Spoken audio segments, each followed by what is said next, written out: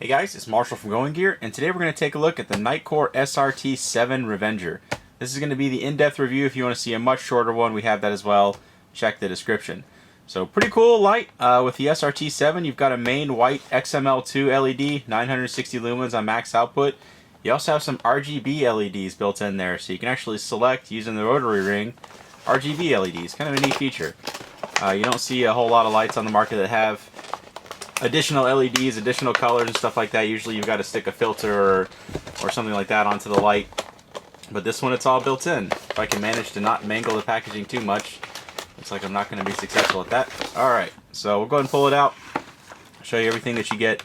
As always, you can get the full specs on our site. Here's the holster. We'll show that more in just a little bit. User manual, definitely worth a read. Nitecore makes some really good user manuals. Talks about the output, the run times, compatible batteries. We'll go over those real quick. 2 123s, 2 RCR 123s, or an 18650 is what this is compatible with. Warranty card. Accessories, so you have a pocket clip if you want that. A tactical ring. Let's actually pull that out. I'll show you what that is. So this goes onto the light. You put it down here, it attaches onto there, and then you can use it when you're gripping it with a handgun or however else you want to do it. It also serves as an anti-roll ring, so it's definitely worth putting that on there. Pocket clip, lanyard, spare boot cover tail cap if you need that, some spare O-rings. So those are all the accessories. I'll show you the fit of the holster real quick. Just slides in, pokes through the bottom. Pretty nice holster. Nitecore's been making some decent quality holsters. Of course, you can always upgrade to a Max Edition or Spec Ops or something like that. But if you don't want to, the default Nitecore one is definitely a solid holster. So you've got attachment points on the back, hook and loop closure, same as that hook and loop on the front. You can see you've got another slot there in addition to that one, and then a big metal D-ring on the back so you can attach stuff. Not too bad, protects the light, you still have access to the bottom. Slide that out. Let's take a closer look at the light itself. Alright, so here's the rotary ring that's going to select between the different modes. You got that forward switch on the back. You can kind of see the head down in there, and you've got those additional LEDs. That's your RGB LEDs, and in that center, in the center is that Cree XML2 LED. Smooth reflector, so this is going to give you a decent amount of throw. Box says 308 meters, which is not bad for a light this size, especially using a relatively large LED like the XML2. As you can see, nice styling on this. This is the black one. It's also available in gray if you like gray. And that's the ring that controls everything. So, controlled or powered by 2 123s, 2 RCR 123s, or an 18650. I always recommend using 18650s if you're going to be using it on a regular basis. It'll save you a lot of money in the long run, get you the best run time. Usually will get you the same output as the other battery options as well. Let's take off the tail cap. There's probably a silica packet in here because Nitecore loves their silica packets. Yup. There we go. Get the silica packet out. I'll let you see on the inside of that. I'll slide that 18650 down in there. This is one of the EagleTac 3100 milliamp hour. I definitely recommend those batteries. They make very, very good batteries. Okay, let's talk about the interface on the SRT7. So you have a forward switch on the end, meaning that if you lightly press it, you've got momentary. Click it all the way for constant on. Then the rotary ring up here controls everything else. So all the way to the right is going to be strobe.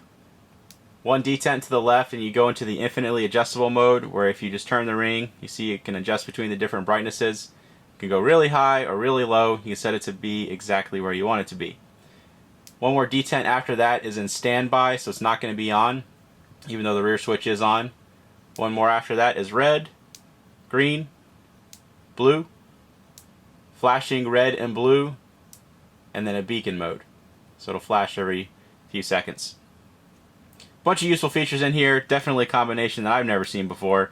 It's got a bunch of pretty interesting things that you can do with this light. So you've got the red light when you need it, the green light, the blue light, all in one compact body without having to put on filters or anything like that. Pretty neat setup. And then of course the white, you got that max output of 960 lumens when you need it, and super low when you need that as well. So again, real quick on the interface. Lightly press the rear switch to turn it on. Click it all, or to do momentary. Click it all the way for constant on. Then on the rotary ring, all the way to the right is strobe. Then you've got the infinitely adjustable Standby, red, green, flashing red and blue. I skipped blue. There goes blue. Flashing red and blue. And then the beacon mode. Okay, so that's the interface and everything on the SRT7. Let's go ahead and take this outside and we'll show you how it does outside. Alright, we're outside with the SRT7. Got the big 40 mag light that I always use as a control. Let's go ahead and try out that mag light first. There's a little bush, 15 feet. Tree out there at 100 feet. Same as it always is. Alright, let's try out the SRT7. You can see a really nice beam on this. Got a nice big hot spot there in the center. Lots of spill. Just lights up everything that you have going on in front of you. This is really why I really like the focused reflectors as opposed to the focusable ones or aspheric lenses or something like that. You get the combination of the throw, nice bright center, as well as lighting up everything around you. There are applications obviously for the other types, but for general purpose I think this is the best thing going. Shine it around a little bit. Show you the different outputs and everything. We'll slowly cycle down with that ring. See lots of variability in there. And then we'll zoom in just so you can see a little bit better how well it's lining it up out there. So 100 feet, gets out there really well. Obviously can go out much further than that, and we'll have a little bit more distance here in just a minute. We'll point it down on the ground. I'll show you the different colors. Show you they do actually work. So there's the red. Hopefully my camera's picking up some of that. There's the green. I can see this picking up a lot better. And then there's the blue. Went a little bit too far. There we go. There's the blue. I'll go back through those. There's the green. There's that red again. Pretty neat feature. I actually really like the red. I use red a lot, like on the Nitecore Explorer series. I think it's a super useful color. That and diffusers, I think are very useful features to have on flashlights or accessories. Alright, let's go ahead and try out a little bit longer distance. So we got about 100 yards to work with now. Let's go and try out that 40 mag light first. My chimney, about 30 yards away. Trees in my neighbor's yard, about 100 yards away at the top of them. Sort of makes it out there. Let's go and try out that SRT7. Make sure it's cranked all the way up. There's the chimney. You can see it's lit up really well. And then the trees over there in their neighbor's yard also lit up really well. Pretty neat beam on this. I think they did a good job on picking the right reflector and getting it focused properly and everything. You can see a pretty decent sized hot spot just lighting up a relatively large area, as well as you can see the trees around, even the chimney down there. Just the spill alone is lighting all those up, even when I'm pointing it not necessarily at whatever it's lighting up. Again, that's why I like the pre-focused reflectors. I think that's a very, very useful feature. I'll shine that around a little bit. I'm not going to bother with the other colors because they definitely won't make it out to 30 yards, let alone 100 yards. But you can see where they would be useful. If you ever have need for those other colors, it's nice having them in one light without having to swap out different parts and do all that kind of stuff. So there you go. That is the Nitecore SRT7 Revenger.